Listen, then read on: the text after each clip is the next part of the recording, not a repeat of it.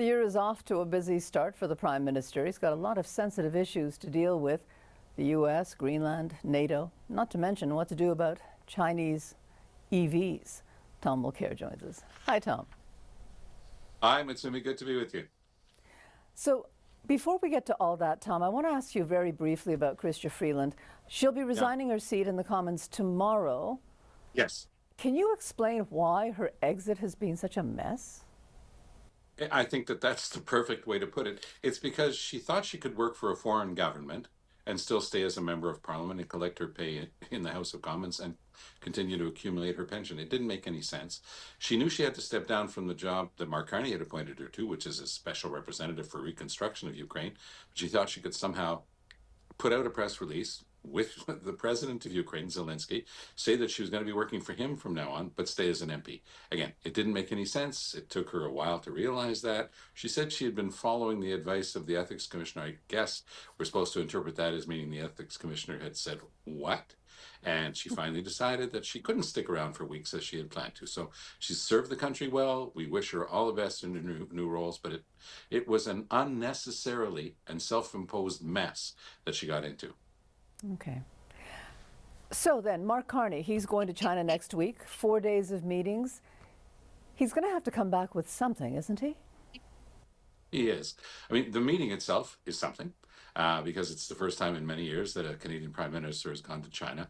I believe he's going to be received very well. I went, by the way, with former Governor General David Johnston on an official visit to China, so that he received all of the respect that comes with his vice-regal role here in the country. But of course, the Prime Minister is the one who's the head of government. And Carney's very respected on the world stage. He walks into a room anywhere from London to Beijing. People know him, they know his track record, and they respect him. This is going to help. Carney is since he became the Prime Minister, and it's going to be a year this spring, since he became Prime Minister, he's made it his business to try to increase our ability to trade with the rest of the world and not be so dependent on the Americans.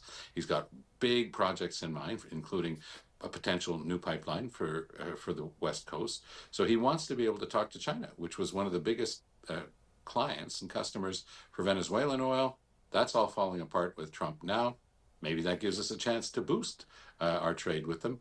You're right about the electric vehicles. We decided unwisely to let the Americans dictate to us that we would block Chinese electric vehicles. So we went along with the American idea of 100% tariffs, basically meaning you can't buy a BYD electric car in Canada. Everybody's buying them in Great Britain and in Europe and in Mexico, but we can't get them because we went along with the Americans. Well, all that got us going along and helping the Americans in their vision and being in lockstep with them was a punch in the face from Donald Trump and his crooked administration. So the average Canadian is saying, hey, we saw our agricultural sector attacked. Canola got attacked by the Chinese in response to Canada. The Americans continued to attack us. Let's stop being suckers and being a punching ball for the Americans. Let's sit down with the Chinese, even though we have differences, and we have had differences over the years. Let's do this in a very pragmatic way. That's what the Chinese see, by the way. And I've spoken with people at the highest level in the Chinese government who see in Carney the type of pragmatist they can make deals with. And I think that that's a good thing. And then, Tom, there is the issue of managing Donald Trump. I mean, they still have to negotiate a trade agreement with the U.S., while at the same time, Carney's got to support Denmark, Greenland, NATO.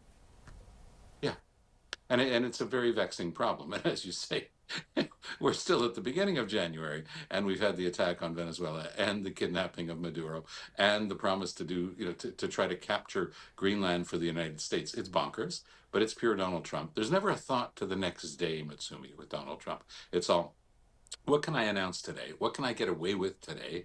He says that everything's been fixed in Venezuela, but you might have noticed it's still the exact same government, minus Maduro, that's running the place. They let a few political prisoners out today, obviously as a sop to the Americans. Nothing's changed in their oil sector. It's all crumbling infrastructure after 25 years of mismanagement by the Chavez-Maduro regimes.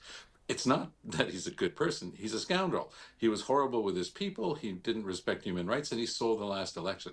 That doesn't mean you get to go against every rule of international law, which is what Trump thinks he gets to do, because He's Donald Trump. He doesn't have to follow the rules. Well, that'll come back to bite the Americans at some point. For now, Trump says, no, we're going to get a $1 or $2 billion worth of oil. $1 or $2 billion worth of oil is a few days' production in Canada. It's chump change. It's peanuts. But Trump is going to get to try to crow because he always brags that he's done the best thing. This is not smart politics. It's not smart international work. Trump doesn't do smart. He does immediate, doesn't think about what the effect is on the next generation of Americans. And I think that they're going to be paying for his misbehavior for years to come. Okay. Thank you very much for this, Tom. Great to be with you. All the best.